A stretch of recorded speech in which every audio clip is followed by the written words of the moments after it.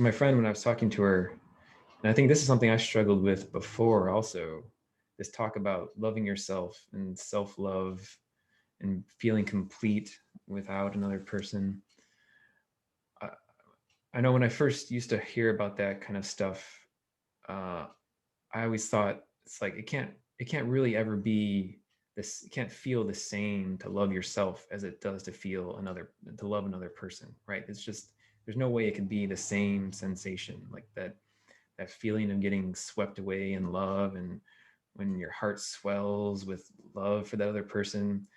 At least that's usually what happens to me at the start of a relationship during the infatuation phase. But just that, that feeling when you're just bubbly and happy and your heart is full.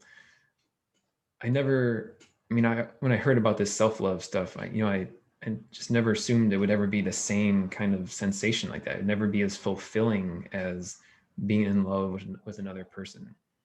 And I think that's another thing that our culture instills in us, especially with all of the romance books and movies and TV shows. I mean, that's a common theme throughout the stories in our culture, that romantic love with another person is kind of one of the best experiences we can hope for, right? It's one of the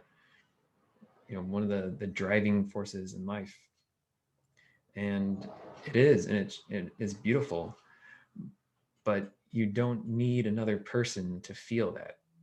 And I've been surprised in my own practice recently how meditating on my heart and really just trying to love myself, sometimes I do feel that same sense of a full heart, a full swelling, loving feeling in my heart just for myself, without having to be dependent on another, without needing to find that in another person. And it's really a kind of cool experience. It's kind of, and it's allowing me to really kind of be myself and be happy by myself and be happy with myself and just be myself more in my life. Because I always had this sense that I was kind of waiting for this relationship before I can start living my life, right? I always thought that I needed to have this perfect relationship before I could get on with my life and get on with my real life. But it's not necessary. We can find that love in ourselves.